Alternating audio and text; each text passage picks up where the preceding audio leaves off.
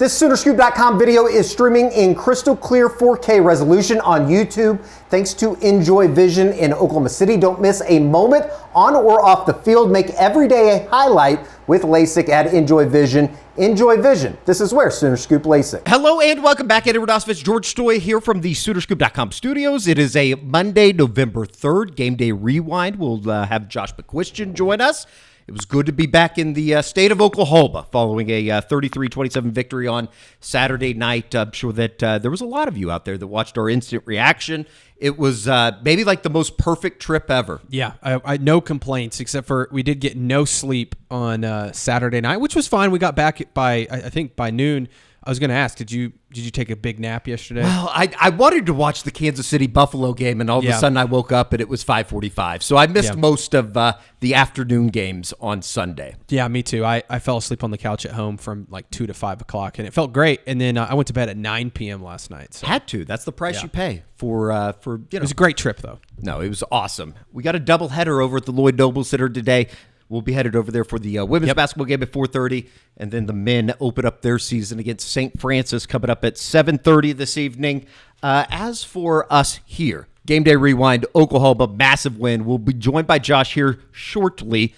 First, let us tell you about our good friends over at Homefield. Homefield Apparel, the premium collegiate apparel brand based out of Indianapolis. Comfortable, officially licensed apparel with vintage college designs. All you got to do is go to homefieldapparel.com. Got the football boxes, the coaches' jackets, the bombers' jackets. I saw a couple of those bomber jackets up in the stands on Saturday evening. Yeah, you need them. It's starting to get cold out there, and the Missouri game coming up, LSU game coming up. You're going to want some of that gear, and then Christmas right around the corner. Absolutely. Now's the time to get your presents. The hats, the crew necks, everything over at homefieldapparel.com. All the good stuff will go quickly. And you'll be out of luck if you don't get over to homefieldapparel.com. Thank you to our good friends over there. We now welcome in Josh McQuistion for what will be our Game Day Rewind. And much better spot than we were last week with the recap of the Ole Miss game. Oklahoma does win. Josh, and do you want to be the first to apologize for not picking Oklahoma on the staff picks last week? Guys, did you already get yours in, or am I joining in? What are we George doing and here? I did it to motivate the team. You did it because you hate Oklahoma. Pure hatred, absolutely. I'm glad we've got that clear, though. What a performance on a Saturday night, and I think that it makes it so much bigger because of the stage that it was. Neyland Stadium on Saturday night. I know that it came across on the television, but it was unbelievable. Best environment I've ever been a part of in covering a game. It was unbelievable, and the light show was awesome. And I know we have some clips of it, but the pregame show was amazing. Eddie, the light show, it was awesome. The band, it was great. The DJ, I thought the music was great. The crowd was into it. And everybody was there 30 minutes before the game. I forgot to take the audio out. That's why you heard that. My apologies to Carrie. That's one for me this week. But look at that. We'll keep a scoreboard. It was full, 30 minutes before kick. It was crazy. It was incredible. All the stuff too before the before the kickoff and before the game. Like you said, the 30 minutes before. Truly, kind of one of those chills moments, just in terms of college football. I think anybody that just appreciates the sport would realize that that was pretty awesome. Third largest crowd Oklahoma's ever played in front of. Crazy. With the final attendance 101,915. Josh, I'm sure that it came across on the television screen as well.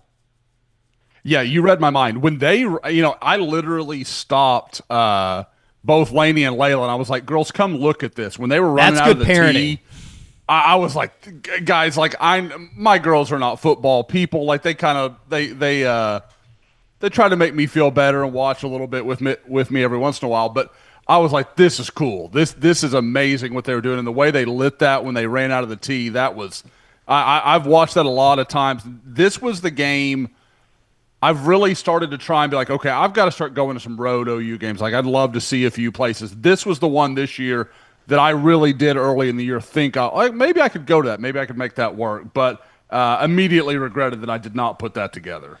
You and my dad. He told me I was right. I said it on the postgame podcast. He regrets it big time not going to the game. Well, and I think – go ahead, Josh. I was going to say, speaking of the post-game pod, did you guys see the note? We had a comment on YouTube. There was one of the commenters sat behind the guy who rowed the boat to Tennessee and said the guy was just an awesome dude and really had a good time. So I thought that was an amazing story that kind of came about. And the fact that they won too, and that he drove that, I mean, just unbelievable story. Well, and I think like a lot of things that we are going to talk about today, everything is remembered quite fondly because of the final outcome, because of the scoreboard. Obviously, the connection is back to 2015, the way that Oklahoma was able to come back and win that one. A little bit different, but ultimately the same result. And that's where we'll start with an Oklahoma performance. Just overall, it wasn't without, obviously some setbacks at times, some bad penalties, a terrible turnover that we'll get to in the fourth quarter. But overall, for them to just get over the hump, I think from where this is coming from, you can't really complain, Josh. Yeah, there are all sorts of things. And again, my hatred of OU, we got to be clear here. There's a lot of stuff where you're like, that wasn't very clean. Like, I mean, that's the thing. Like, they went to Tennessee and they won against a good team, and I didn't think that was anywhere near, like, the best they could play or anything like that. Like, I thought there was a lot left on the table. And, guys, I mean, this is – I think my biggest thing was it was a lot like Ole Miss. The first it was just different in that the first half OU played similarly poorly, but they just kept finding ways to get themselves out of trouble and find a point here, find a point there. Like guys, that game could have so easily been like 17-0 at half, and for OU to be up 6 was unbelievable. Truly kind of incredible, and I think it was also a kind of a tale of two halves with the quarterback, John Mateer, who ends up going 19 for 29 on Saturday, 159 yards, 16 carries, the second most that he has had this season behind the Michigan game, a season-high 80 yards on the ground. Obviously, the second half for John Mateer, much better than the first half, 12 for 16, 153-ish yards, I believe, is what the final count ended up being. There were some moments, though, in the first half that was like, are they going to wake up? They're being given many opportunities. Yeah, and Tate Sandell kind of kept him in the game, too, with some of the long field goals he had in that first half. And I'm sure we'll play the R. Mason Thomas play here in a little bit, but that kind of kept them in the game early. But, him in the second half, if we want to stay on John Mateer, I thought he looked like what we saw early in the year, especially running the ball. Now, he still has some throws and some decision-making that wasn't great, but you see him here, that's some burst and some physicality that I just don't know we've seen. And I know Brent said on his coach's show on Sunday, he confirmed that he's been dealing with a little bit of a knee issue, but he had some big moments. I think there was the scramble that was like 21 yards on a 3rd and 16. It's kind of crazy, but it seemed like that sparked everything that Oklahoma did because they were backed up, obviously. They were, down in the game, I believe, because that was right after the opening touchdown of the third quarter. It ended up being the Xavier Robinson fumble series. But it seemed like after that, I think the number was they averaged just under 8 yards a play following that 3rd and 20 scramble, or 3rd and 18 scramble. I think it went for 22. Josh, what did you like about what you saw from John Mateer and the way he responded there in the second half? I just thought the decision-making was really good, guys. Like, he wasn't – in the first half, and I know you guys talked about it, and a lot of people obviously have as well, but he just looked uncomfortable. Like, he looked like constantly was ready for the pocket to break down. Even when there was a good pocket, he's bouncing around and he's jumping when he throws the ball. Like, there was all this stuff that you were just like, where is this coming from? Like, I don't know why he's doing that, because I thought the offensive line played pretty well, and I know we'll get to that, but there seemed like there was things there. Now, I will say in a kind of different scenario to Ole Miss, I haven't found on tape where you're like, well, this guy's running open, this guy's running open. Like, I thought Tennessee did a better job down the field, and maybe that created some of that. But in the second half, he just, like, even when you're talking about when he ran the ball, like, okay, time to go. Like, get out of there. Like, I thought his timing was good. He didn't look like it was just – I don't know, like maybe being there and 100,000 people in that giant setting and all that was on the line in that game, maybe that just, and again, kind of coming off a lesser performance against Ole Miss, I'm wondering if maybe that was all in his head.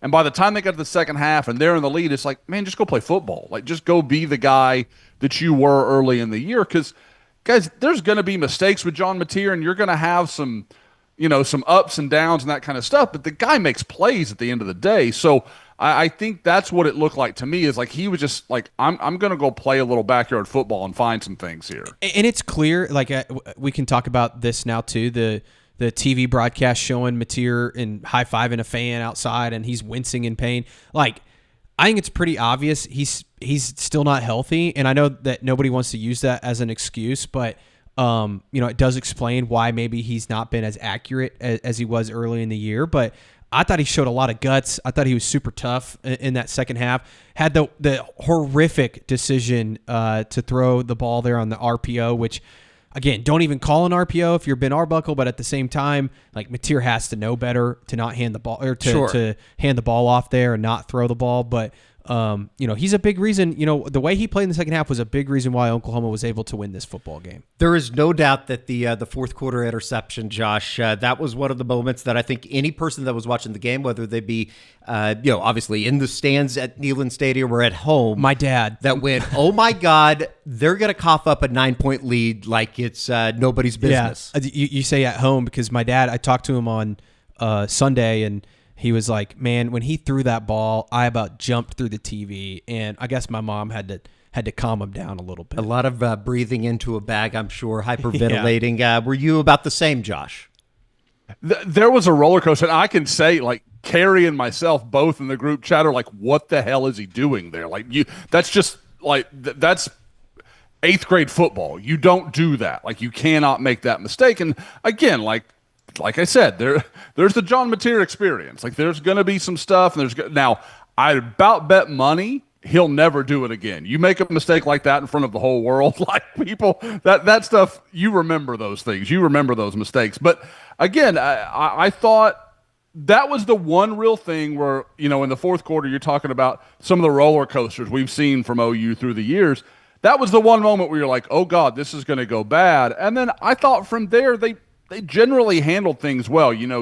Did really well with both the onside kicks. Like, there wasn't any, real trepidation about either one of those things. But it was kind of a wild thing. I do want to say, you guys mentioned the televised situation with somebody grabbing his hand.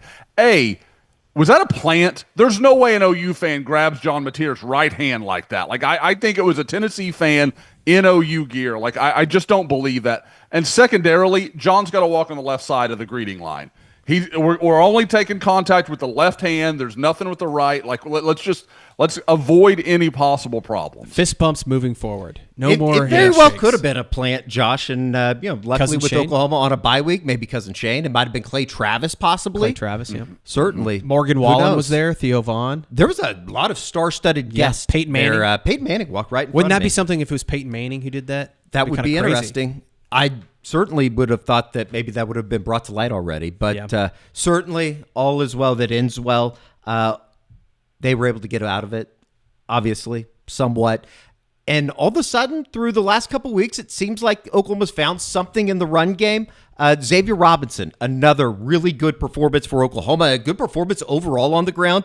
35 carries, 192 yards, 5.5 yards per carry. Xavier Robinson goes 16 carries, 115 yards. A lot of really strong running from the Oklahoma sophomore running back, Josh. Yeah, and you go back and watch his touchdown run. The Idris Farouk kid wants no more of Xavier Opted Robinson. out. Like, Made a business decision. Yeah, he ran through that kid's body. But there was, again, like, I continue to be impressed and a little bit surprised. He just shows more burst than I've ever seen. And you wonder if is he fully healthy yet? Is he still kind of coming back? I don't know where he's at on that, but he just, like, he looks more explosive than even he did last year, where he had, that great game against Alabama and some strong moments kind of later in the year. But he looks really good to me. And it's crazy.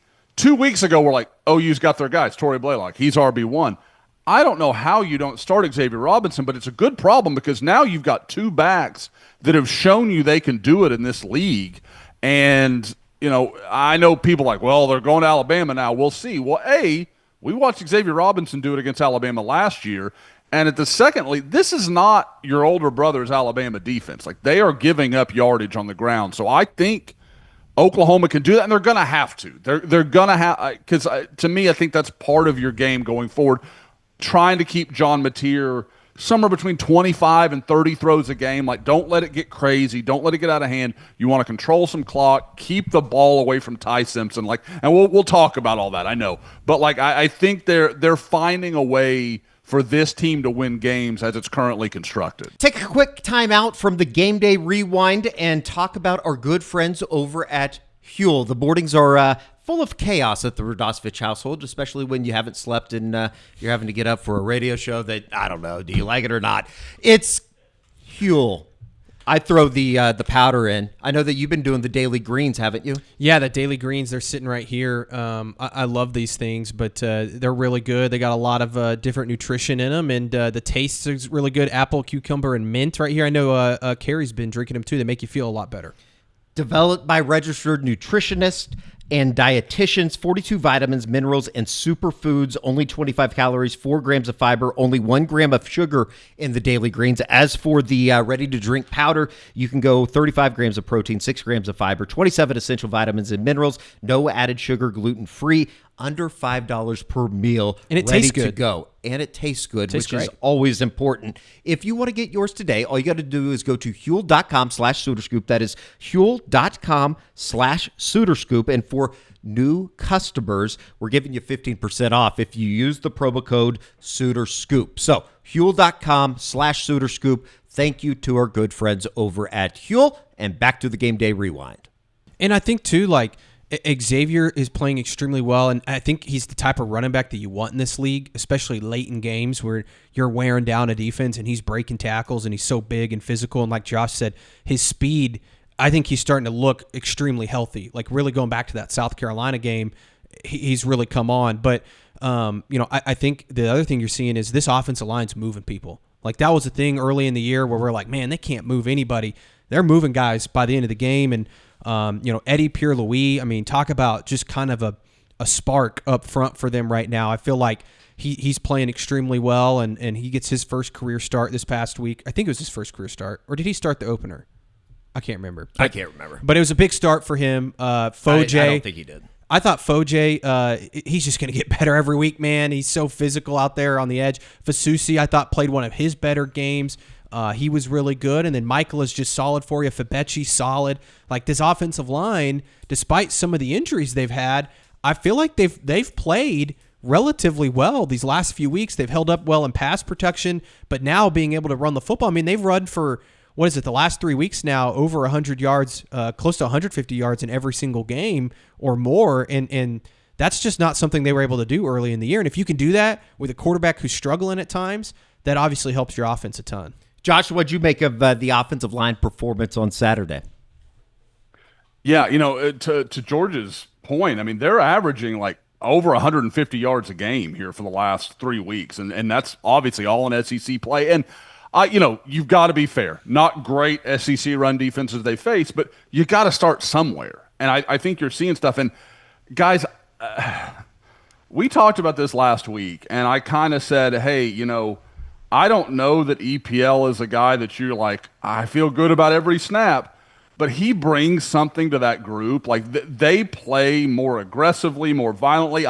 Everybody's seen the video of him and Fasusi headbutting, and like, they need some of that urgency, some of that just like bordering hostility that EPL seems to play with. And he's such a nice guy. It's kind of crazy, but he really does. Like, he has an aggression out there that nobody else in that O-line has had all year.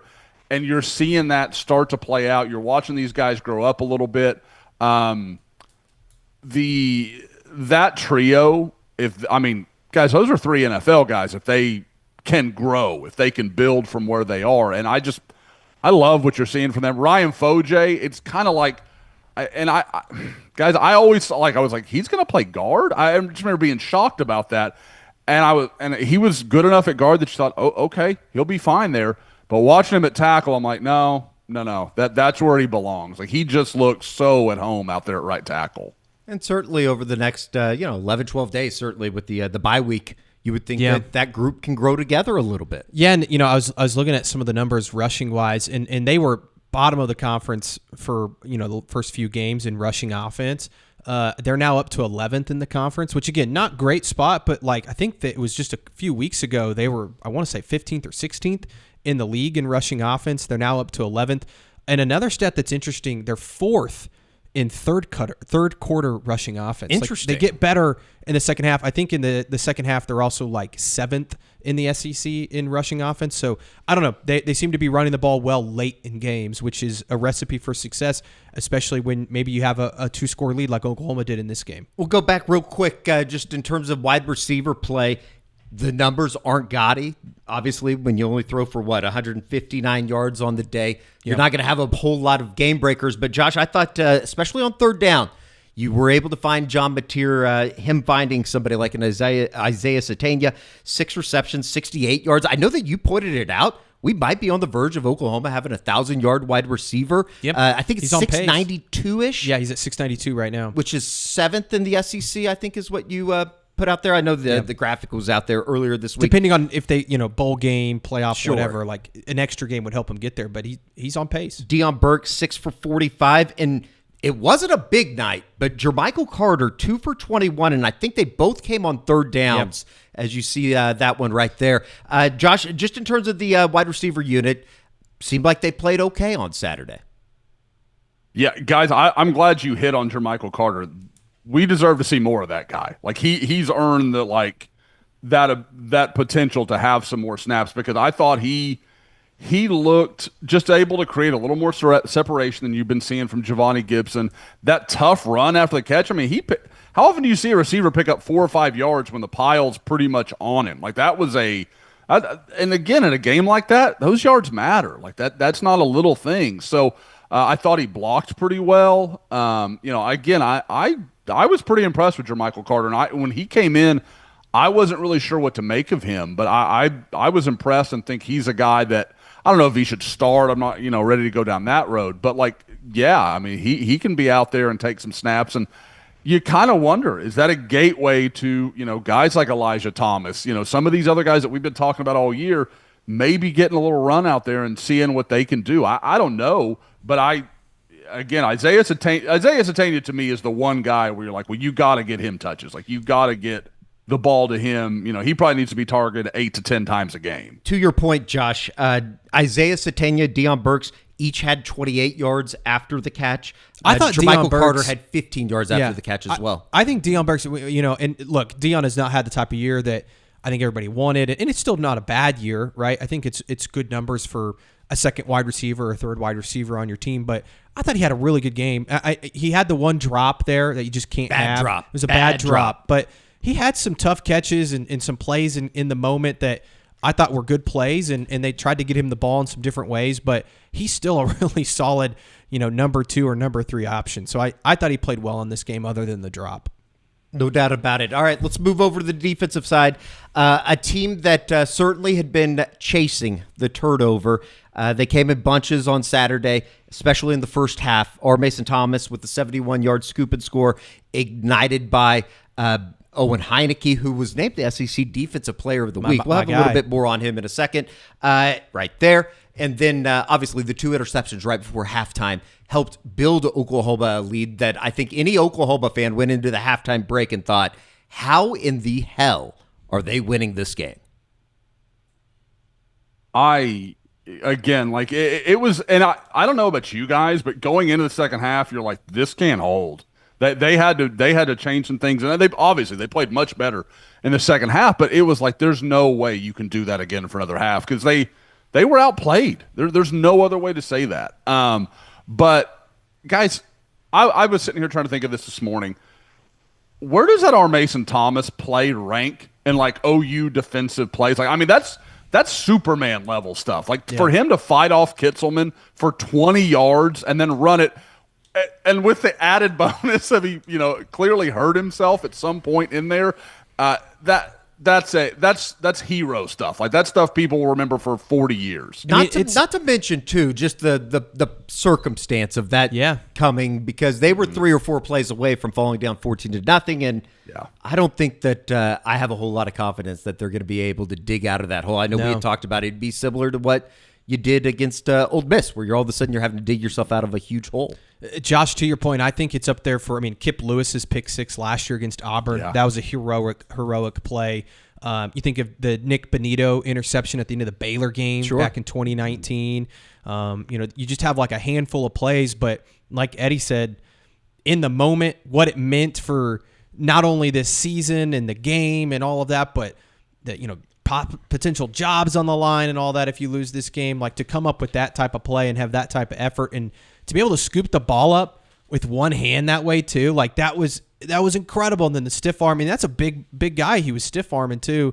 And then he, ends up hurting himself, which it sounds like won't be too serious. We'll see. You hope he can play against Alabama, man, because he's a game wrecker. Like he's a guy that can really change. I mean, like we saw against Tennessee, he can really change a game.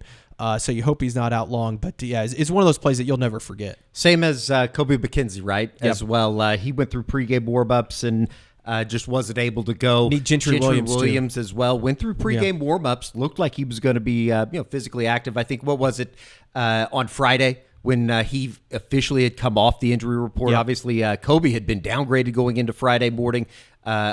I guess downgraded on Thursday evening on the availability report. But as you see him here, he was able to go through pregame, just wasn't able to give it a go. And I think that, he basically said this morning on radio that it was kind of a decision that they came together, collectively, like, you just don't need to risk it here. Those groins are tough sometimes to overcome and, soft tissue and the way that you have to move at linebacker. But hat tip to Owen Heinecke, man. No doubt. Moving in and sliding over to Mike linebacker, which I don't think's a position that he played a ton of, going into Saturday night, makes his first career start. He's got the green dot. He's never worn the helmet, communication in game. He's making the calls. 12 tackles in the first half. Like Brent said, I don't know what happened to him in the second half. Only had one tackle in the second half, but still was, it felt like he was around the ball all the time, Josh. I thought it was just an incredible performance from Heinecke. Yeah, guys, when I'm watching the game, I usually have, the live stats feed up and I'm tracking it. And somebody put something, I wish I could give him credit. Somebody on Twitter was like, that was his 11th tackle. And I was like, can that? And I just didn't have the stats up and I hadn't looked. And you're like, sure as hell. Like he was everywhere. And again, like just the way he plays, just all out every single play. And I love, George, his answer to your question in the post game. He's like, yeah, I usually just get kicked out on that play. Like I'm just kind of a sacrificial lamb. And for that one deal, they just, Tennessee misses the call and he gets to be right in the perfect position. And again, just, kind of, he is the Teddy Lehman to, Roy Williams as Superman. Like he'll always be part of that play that maybe doesn't get its credit, but again, just a huge play. And again, you look at him here in the highlight reel we've got going. I mean, he was making plays in the pass game and the run game. He was, if he's a guy that has to play more, I don't know how you don't come out of that game feeling pretty good about him being one of your guys. One of the many that contributed to Oklahoma's success on the ground. They hold Tennessee, and Josh, you were kind of the first person that brought attention to it, at least that I saw on Twitter, holding Tennessee to 63 yards. That was the least amount of rushing yards that the Vols had run for or rushed for in a game since, I believe it was, 2021 against eventual national champion Georgia. Oklahoma was, yet again, very dominant against the run on Saturday. Yeah, and if you go back and look, that 2021 Georgia front is basically the Philadelphia Eagles front that won the Super Bowl last year. So that's what you're talking about here. And again, everybody loves to talk about these, Lane Kiffin's offense and the passing game, and and Josh Heupel as well. These offenses are built on the run. Like that is what they want to do. They have to establish it. And I thought as the game wore on, you just OU's grip on it just got tighter and tighter and tighter. Because if you look on the opening drive, I think Tennessee has like a 12-yard run on a 1st and 10, like inside the red zone. Like Bishop runs it to about the 5 or 6, and it's a few plays later when Tennessee scores. And you were kind of like, well, if that's going to happen, OU's going to really have a tough day. But they just overwhelmed Tennessee up front, and that's a good Tennessee offensive line, guys. That's got some NFL guys in that group. From a defensive line standpoint, I know it's not as statistically flashy as some of the other games they've had. that might have been their best performance of the year. Just the way they shut down the run game. They applied plenty of pressure. Aguilar got a few throws off, guys, that are just, like a blink from being sacked. So the Cortland Guillory, the PI on the first drive. Yeah. If Robert, you see Aguilar reset his feet, and when he does, Robert Spears-Jennings kind of like sets to jump, like he's going to knock down the ball, but Aguilar's not ready to throw, and so it slows Robert Spears-Jennings down just enough to get the ball off. So it was just kind of a random situation there, but they put him under a lot of pressure, and I think that's why he, the script flipped so much from he and Mateer from first half and second half. I mean, the 2 interceptions, both of those, he was under pressure and kind of underthrew those passes and great plays by Robert Spears-Jennings and Peyton Bowen and huge momentum changers, right, for Oklahoma. But he was under pressure. It felt like a lot on Saturday. And look, they got so many. We've talked about it. They've got so many dudes. Marcus Strong played quite a bit in this game. Dominic Williams, Jaden Jackson, David Stone, Grayson Holton. It felt like he had another really good game, was back there a lot. And then on the edge, R. Mason goes out, but Taylor Wine I thought was great. Marvin Jones Jr. played a lot. PJ Adebawore came up with the huge TFL, in that second half, and they just got so many guys up front. It's kind of crazy. Color me shocked when I realized that was Peyton Bowen's first career interception on Saturday. Is he playing? He's playing he's definitely playing the best football of his career, but it really feels like the last couple of weeks he's been really good for OU. This Robert Spears-Jennings interception right before halftime obviously gave Oklahoma another opportunity to get on the scoreboard with a yet another field goal from Tate Sandell, who was also named SEC Special Teams Player of the Week. He was fantastic. I don't know any other way to say it. I think that we all three would most likely agree. Get this man on a Lou Groza finalist watch list, if you will. He was unbelievable on Saturday. 4 for 4, 55, 51, 40, 55. And I know that, Josh, we talked to Doug Deacon after the game, the special teams coordinator for Oklahoma. You can see that interview on SoonerScoop.com's editorial page. He's a little bit crazy, which I kind of appreciate as well. He's just he's Was that a the dog. second one? That last one? That just barely cleared it. The last one, the 55-yarder in the fourth quarter's coming up. I almost lost it. I thought watching it live as it comes up right here, I thought that he had missed it short. His shorts are short. See, that's the 40-yarder. That's the 40-yarder. I think it was the one before this because he just barely cleared it. But those shorts, man, those are short. I totally missed that storyline. This is the 55-yarder in the fourth quarter. I totally missed the shorts. I didn't even notice it. Neither did I. I didn't even notice it until the final buzzer when people were tweeting about it. That's the one that I thought was short. That's crazy.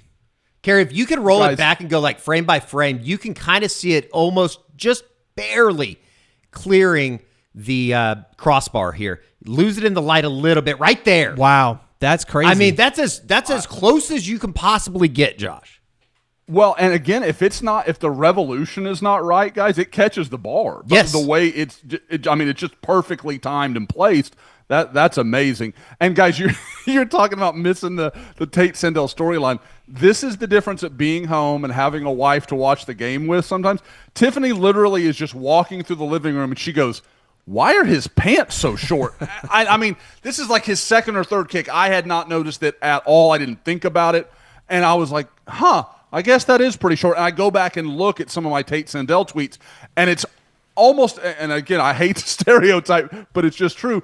There was multiple replies from female tweeters that were like, yeah, we'd noticed. And I don't know what that means. Maybe great news for Tate Sandell, but the bottom line is that was just so off my radar and is a wild look. Now that I like put eyes to it, you're like, yeah, that does look pretty strange. I also, I just love asking Brent Venables about the kicker because like he just, you know how Brent is. He loves to talk defense and he can get in the weeds. And then you ask him about the kicker and the first thing he says, he's like a middle linebacker blitzing the A gap. It's like, it's just so funny because, he in the video of them after the game embracing in the locker room, it's like Brent is just so excited to have this guy. I had forgotten, if you go to his Twitter page, Tate Sandell's Twitter page, I had forgotten he has a play from UTSA pinned at the top of his tweets, just blowing up a guy on an onside kick, and I definitely want to see that now. Don't know if I want Oklahoma to have to be kicking onside kicks by any means, but wasn't it last week against Ole Miss that he kind of, I don't know if he made the tackle, but he's like running downhill. He lost his helmet in the process, I believe. Yeah, I mean, he wants a little bit of that action. This guy, he's everything you want in your kicker in terms of like his mentality, and Deacon said it best, between the years, like that's when you knew, and that's something that you don't always know when you're recruiting guys, but for him, and you talk to him, his confidence, the way he carries himself, he's a little weird, right? And that's what you're going to get in a kicker, but man, he's awesome. Most importantly, well, guys, go ahead. I've had a few people from his area of the world reach out to me. For those that don't know, this is a Port Neches Grove guy. This is an area in Texas called the Golden Triangle. Not a lot of soft dudes from there. Like that. Yeah. That's not a place where you go out there and watch a football game. You watch a football game. Those guys are tough and physical. So it does not surprise me that even as a small kicker, Tate Sandell could bring it. The 55-yarders tied career longs for Tate Sandell. It's also the longest field goal ever made in Neyland Stadium history. Crazy. When you walk around Neyland Stadium, you're reminded just about every step of how historic that place is. Kind of crazy to think about. Special teams was kind of up and down. Obviously, you had Grayson Miller. He dropped the snap on one of the punts. He was able to get it away. I thought the first onside recovery, too, Josh, from Robert Spears Jennings, I don't think that people realize, like, A, how big of a play that was, and B, how hard of a play that was for Robert Spears Jennings. Guys, I don't think I've ever seen somebody catch it like that. Like, to with the hand angle he had and the way he did that, and again, that ball just tumbling at a really unnatural and, very erratic, like, form. Like, that's nothing like catching a normal football. And for him to just snag it like that was unbelievable. Now, is there maybe a little luck in there? Yeah, sure, probably. But still, to have the confidence to just go do it, that's a hell of a play. If I remember correctly, one of the first times that I saw Robert Spears Jennings in action at Broken Arrow High School, he was starring as a wide receiver and had a one-handed catch, I believe, in a scrimmage over at Bixby High School. So here's the second one with Ivan Carrion. I forget how Toby says that. It's a little bit different how I used to say it. But certainly, good play. Put the seal on it. They were able to knee it out, and that was kind of that. What a win. What a Saturday night at Neyland Stadium. Just kind of overall, though, a massive win. It's going to keep Oklahoma in something of a playoff race, right? Yep. I know that we were talking about it on the plane ride home on Sunday. Going to have to watch the Tuesday special coming up with the college football playoff top 25 on Tuesday on ESPN. But overall, just a fantastic win. Yeah, huge win. I think, maybe the best or most important, whatever you want to phrase it, for Brent Venables, up there with that 2023 Texas win. You just had to have it. You just had to have this game, especially the way you played a week ago. And for them to respond the way they did after playing so poorly against Ole Miss at home, to go on the road in this environment and not let it get the best of them, because it could have early, and to come up with some of the big plays like the R. Mason play and even Xavier Robinson down the stretch to overcome the fumble that he had in that game, and John Mateer to play the way he did down the stretch. I just thought it was a really good win, a culture win in a lot of ways. Now, what can you do with it? Because we've seen, teams under Brent Venables have some success, and what do they do with it? And they haven't performed well. I'm not saying that they're going to go beat Alabama. I think you have a shot. I think you can. If you go play a really good game, then you can put yourself in a position to win. But even after that, the home games, take care of your business at home and see what happens with the playoff. I have no idea. I think at 9-3, Oklahoma probably deserves to be in. I don't know if that means they will, but just go take care of business. See what you can do against Alabama. You got 2 weeks off, right? Or 2 weeks to prepare, and Alabama's got to play LSU this week, which I don't think will be easy for them. But see what can happen, and then take care of business at home, and see where you sit at the end of the year. No doubt. Josh, just kind of your closing thoughts on a win in Knoxville. Yeah, like you said, this is an opportunity to be a springboard for Oklahoma. They can build off of this. They can take a lot of confidence from this. They found a way to win in a situation where, like I said, maybe they didn't play that well. Maybe they weren't at their best, but they found a way to go beat a good team. And, to me, guys, when you look at Alabama, and I know we'll talk more about that, but guys, we've talked forever. Like the quarterbacks that tend to give Oklahoma, I guess Brent Venables more succinctly, problems are mobile guys. That's not Ty Simpson. He wants to sit back there and he wants to throw it. And we've seen Oklahoma struggle with that. So it's kind of a chicken or the egg. Like, are they going to get to him in time, or is he going to get him? But it's going to be fun, guys. It'll be a fun matchup to watch. And now maybe you're seeing an offense that can do enough to, can put up a fight, can be a situation where it's not, the defense is going to be on the field for 40 minutes in the game. Like that, there really is. It seems like the offense is starting to put some things together. This is better than what has been, right? Just in terms of going into November with some meaningful football ahead for Oklahoma. At least 3 of them that we know of, to be correct. And they did come out 2:30 is the scheduled kickoff down in Tuscaloosa. Texas, Georgia, going to be the primetime game, correct? Yep, I believe so. And I would bet that's where College Game Day ends up. I know that it was coming out of last week, I believe, when they were in Salt Lake City, just talking about Reese Davis. I know there's been a push to maybe go D2 that weekend. I know there's some big SEC games, obviously, in 2 Tuscaloosa and Athens. But Ouachita Baptist, I believe, is playing somebody. I'm not going to even act like I know. I know that Reese Davis said that he'd kind of been pushing to go to that. I know there's been a bunch of pushback on Game Day, basically just highlighting SEC games all week. Well, it's where the best football is being played right now. All right, that's coming from a guy that covers the SEC. Clearly a homer. Clearly a homer. I think the ACC is the best conference in the country. Just kidding. They're effing terrible. I almost said the real word there. All right, that's going to do it. Game Day Rewind. Good win for Oklahoma. Just throughout the week, we are supposed to talk to players on Wednesday. Are we going to talk to Brent? Do we know yet? I don't know. I hope so. That'd be awesome. If not, go to Soonerscoop.com's editorial page and or Soonerscoop.com right here. It's hoop season. And watch a bunch of the interviews after the game. I thought the Doug Deacon stuff after the game was fantastic as well. So that's going to do it. For Josh and George, I'm Eddie. We'll have a lot of hoops, maybe even a hoops report this week with the great Bob Prisbillo talking everything season opener. We'll see you next time.